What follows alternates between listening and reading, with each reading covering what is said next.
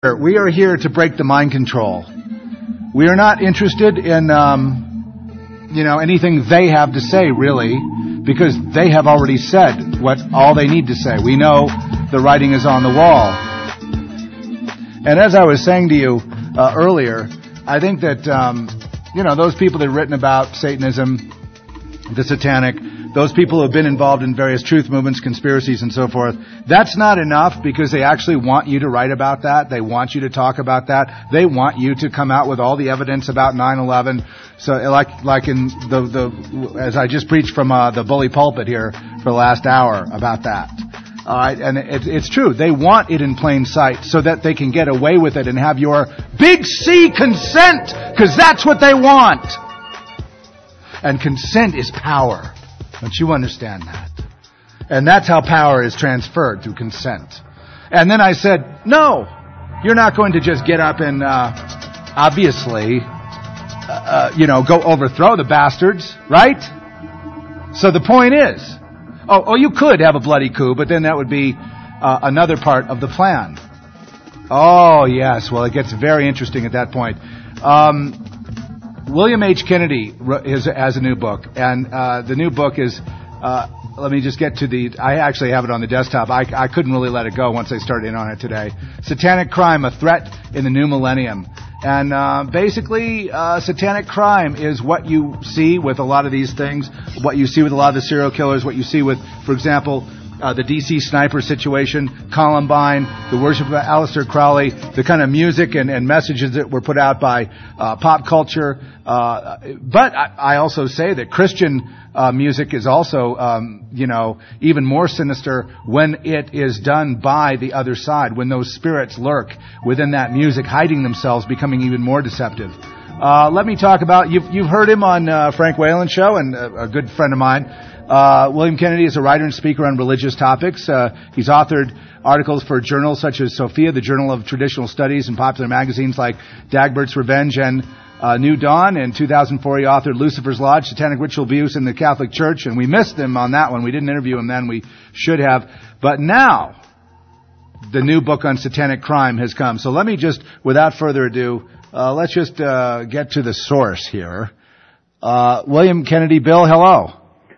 Thank you for having me on. It's a privilege to be here. Well, it's great to talk to you. I see that we start right off in the book with Aleister Crowley, and you do not fail to mention how he died, and I hope people understand that. All right. Well, actually, I have to correct you. I hate to be pretentious. Oh, please do. But his name was pronounced Aleister Crowley. Okay, it's sorry. Commonly pronounced Crowley, but if I say Crowley, I will get flooded with letters from Satanists. I'm going to use the pronunciation he used, which is Aleister Crowley, like a crow, the bird.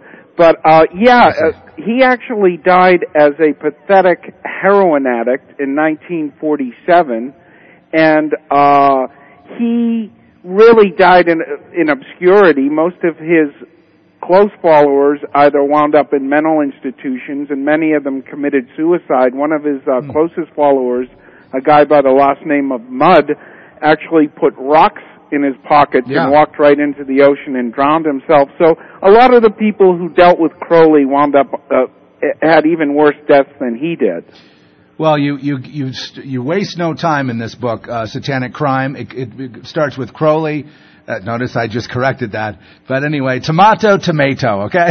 Right. And as we move on, we go right into Anton LaVey and that whole thing that got going. At the same time, you have Kenneth Anger, the rise of snuff films. At the same time, you have, the whole mysterious backmasking culture of Helter Skelter, the Manson family.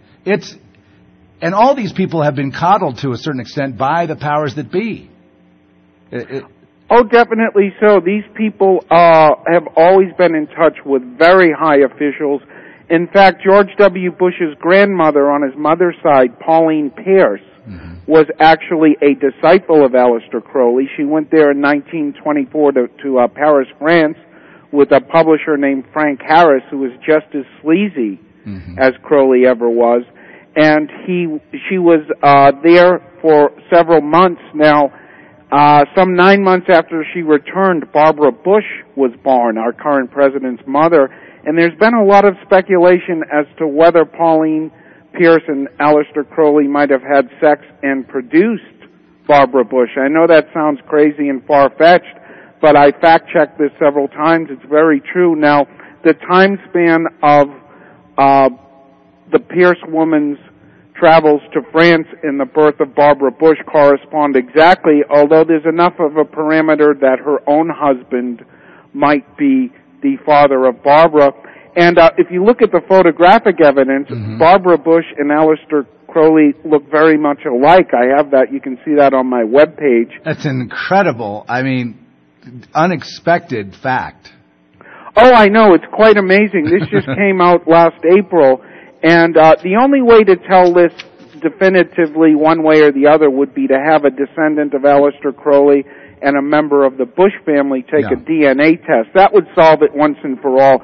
Until then, it's just speculation, but I will say, from the photographic evidence, and people can look at it for free themselves at williamhkennedy.com at the Satanic Crime multimedia page, they look remarkably alike.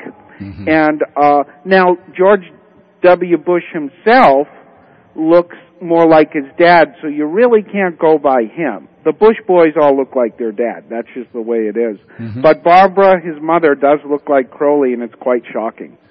Okay, yeah, I did see that pictorial evidence on your page. They can get there by going to williamhkennedy.com, and then we have another link that we put up for you on our page that gets them to the Satanic Crime page, which also... Oh, they should go to your page then, because that will bring them right to it. Yeah, go to zephnet.com, and you will be able to... and I'm sorry, welcome everyone in the world of Hotbird 6, all over the Mediterranean, Europe, Eastern Europe, Russia, Northern Africa, etc. Welcome, and I know that satellite is kind of a... that a lot of you are carrying this program or getting this program in cable, and you're hearing us in the evening. It's prime time. This is Spirit Talk Sunday. I'm Zeph Daniels, your host, as you know, hopefully by now. My guest today, William H. Kennedy, a brand new book. I would say this is it's an encyclopedic book. It is one of those books that you really have to have in your collection in terms of understanding how we got to where we are today. And Bill, a lot of people just think, we are so messed up. We are so screwed up. It's so out of control. How did we get here? And an answer would be, well, your book is a nice primer on just going right straight through to today. And oh, certainly so. This is a really great overview of Satanism. And right. Your friend Frank Whalen was kind enough to say that it was the best book on Satanism ever written. And I'm happy he said that, because that's what I was aiming for. And this book, Satanic Crime, A Threat in the New Millennium, will give you an overview of Satanism, as you said, through Aleister Crowley, Anton LaVey, on down, yeah. the Temple of St. Michael Aquino, Robert de Grimston, and the Process Church of the Final Judgment, up to contemporary Satanists like Boyd Rice and Shane Bugbee, who are involved with some very, very bizarre things themselves. And we want to talk about that, too. And sure, and I get into serial killers who are also Satanists, and there are many more of them than you might think. As you mentioned, I cover the Manson family. Right. I cover David Berkowitz, the son of Sam serial killer, the Night Stalker Richard Ramirez, and I also go over some cases that people aren't familiar with, like there was a satanic murderer in Norway named Varg Vikernes in the mid-90s who burnt down a series of churches in Norway, and these were the ancient stave or wooden churches that were medieval churches that were built there. And he murdered his best friend and is currently in prison. But he burnt down, I believe it was 7 churches in several years. And he is a Satanist. Now, the government of Norway, because of Varg Vikernes, has actually banned the Satanic Bible for sale in their country. So this was this huge, huge story over in Europe, and it just went underreported over here in the United States. The mainstream media here usually glosses over cases of Satanism. For example, there were those church burners. I covered them in the fire down south, and they all went to a Bible college down there, and they were overt Satanists. They burnt down 8 churches, and the media wrote it off as just a drunken prank. Well, when you look at the letters and emails they were sending friends, they were actually recruiting for a satanic cult. And no one, as a drunken joke, burns down 8 churches. You know, if you got drunk and burnt down 1 building, that might be a drunken joke, but 8 buildings is not a prank gone wrong. That is a conspiracy. Right. You also go on to say, you come on down right into the to the Mark Foley situation. You're covering that in this book. Yeah, I did. I put it right up to date, and the bound edition of Satanic Crimes on a very special cheap sale for $9. Yeah, it's going to go up when I go to national distribution in a couple of weeks, and it'll be on Amazon.com and available through Ingram distributors at your local bookstores. Right. But until then, the price is pretty cheap for the bound edition, and you can also buy the ebook edition for $6.66. I like to keep my sense of humor.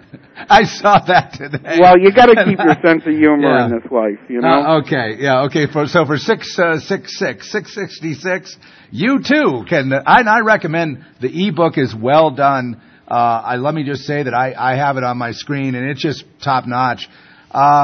Page 1 for those of you who get it today. If you get the ebook right now, get it, and if they just go ahead and. If they register or whatever, do they get it immediately to download? Oh, the ebook will download within like a few minutes. Yeah, very, very quickly. You know, like you would normally open up a PDF in an email after you give your money information and all that. You'll have it on screen in just a few minutes. Well, $6 for an encyclopedia about. Now you also for that $6.66 you get. You also are able to download my other book, Lucifer's Lodge: Satanic Ritual Abuse in the Catholic Church, my first book. So it's actually 2 books for $333. So it's 333. Yeah, 333 becoming 666. Right. That's okay. Well, look, keep your sense of humor. Okay, it's funny, but on page 170, if you happen to get it today, and I thought it was a free ebook at first. Now I realize it's not. It was for me a media copy, so I could get into it, and I get that now. But okay, page 170, folks, is the picture of Barbara Bush, Aleister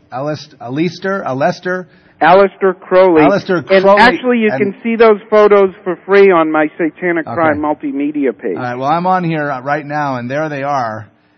And it is an amazing, as you said, an amazing resemblance. Now look at the eye structure and the cranial structure of Aleister Crowley, and look at the eye structure and cranial structure of Barbara Bush. Yes.